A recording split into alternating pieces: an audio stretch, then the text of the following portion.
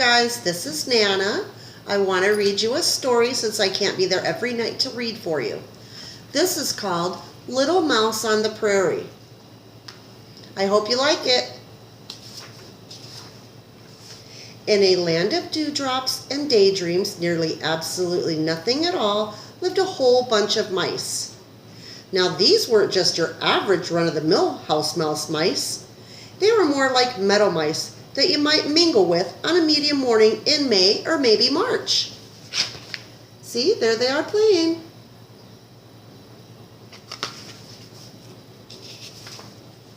From dawn to dusk, through spring and early summer, they would skitter and scurry across the prairie without a single care in the world.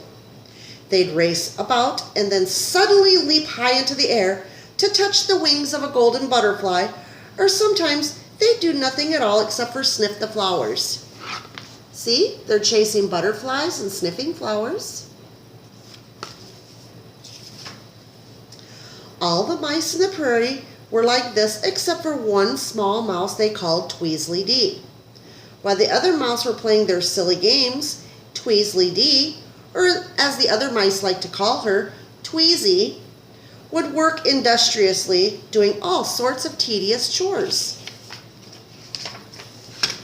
And there's Tweezy doing all of her chores. As soon as she woke in the morning, right after eating all of her breakfast and brushing her teeth, she'd begin a long day of hard work. She would dash this way and that way, collecting twigs, branches, and brambles with which to build her new winter home. See, that's her new home right there. Tweezy worked for months and months as the other mice played in the meadow. If she wasn't working on her house, she would be off collecting nuts and berries and storing them away for the winter. She never stopped to play, but always on the go, searching for this and for that and working. The only things she never did were laugh and smile. Tweezy thought that smiling and laughing was a waste of time, and she barely had enough time for her chores as it was. Here she is collecting her berries for the winter.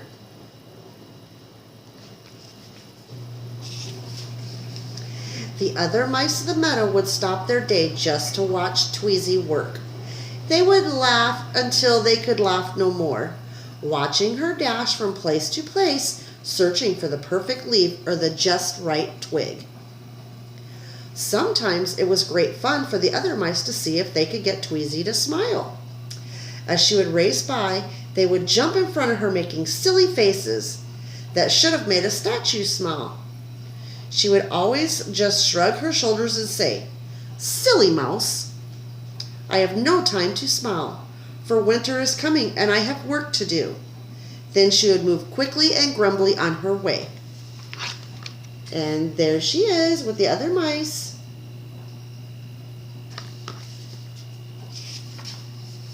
One day, the mice ran out of fun things to do. They sat in the meadow and thought, hoping to find some new game to play.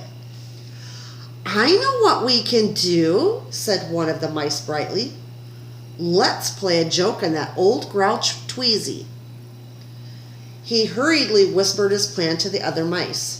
They all giggled in delight and set off in a million directions to gather what they needed for their wonderful joke.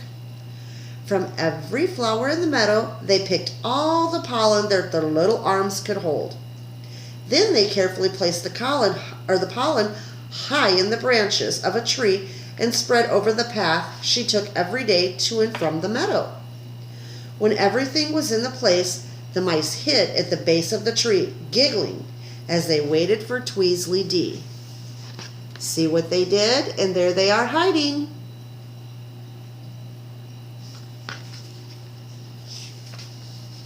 Sure enough, not a moment or two later, Tweezy came trotting along the trail. One of the mice, as usual, jumped in front of her and made a ridiculously funny face.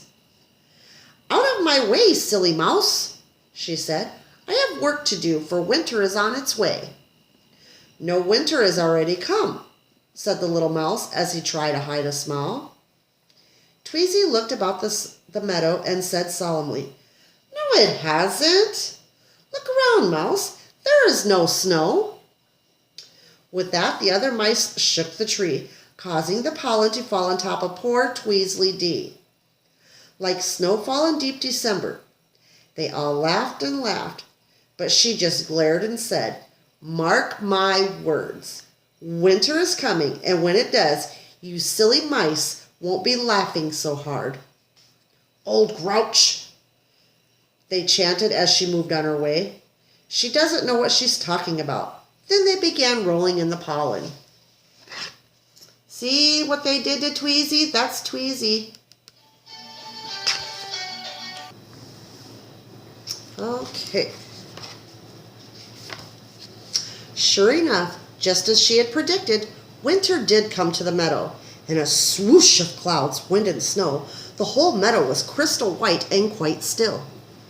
At first, the mice found the snow to be just another game. But as the day wore on, it became colder and colder. "What are we going to do?" cried the mice through the chattering teeth. "Tweezy was right. We should have worked hard to prepare for winter. Now we will surely freeze." They all huddled together, and one of them said, "We must go to Tweezy. Maybe she can help." And there the little mice all huddled together because they're so cold. All the meadow mice made their way through the falling snow to Tweezy's house on the far side of the meadow. They gathered about, softly tapped on the door. "Who is it?" came the reply. "It's the mice of the meadow," they answered. The door opened slowly, and there stood Tweezy, all warm and cozy in a sweater she had knitted the summer before. Behind her, the other mice would see a warm, crackling fire made of twigs that she had gathered in the fall. "What do you want?" cowled Tweezy. "Have you come to play another silly joke on me?" "No," said one of the mice. "We came to say we were so sorry for all the things that we did, and that you were right. Winter was coming, and we should have prepared ourselves as you did." Then all the mice cried, "Please, Tweezy, can we stay with you? If you refuse, we will surely freeze." Tweezy shrugged her shoulders and said, "You should have thought of that before." And with that, she closed the door. There they are, begging Tweezy to let them in. Tweezy busied herself stoking the fire and cleaning house. But you know what? Never in her life had she ever smiled, nor had she been happy. In fact, she was very, very lonely. She tried to keep busy, but day after day, all she could think about were those poor freezing mice somewhere out in the snow-covered meadow. Finally, she could stand it no more, and after putting on her winter coat and mittens, she set out to find the mice. For you see, Tweezy had a plan, a very happy plan. And there's Tweezy. She's going to go out and find the other mice.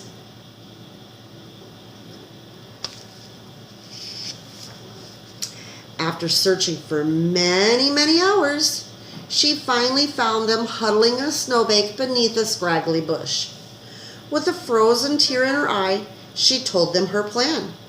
"Fellow mice," she began, "through the summer I worked as you played, preparing for winter.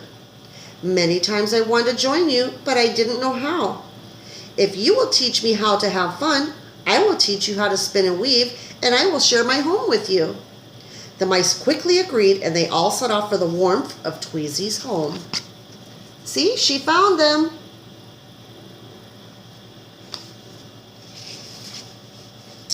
What a merry time they had. Tweezy taught them to weave and to sew, and they taught her to laugh and to sing. And once or twice, for no reason at all, Tweezly Dee would happily smile. "Aw, they're all so warm and cozy. Look."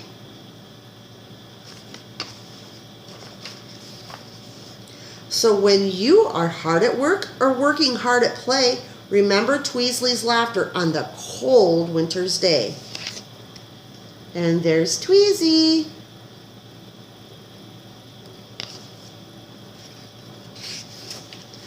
The end. That is the story of Little Mouse on the Prairie. See?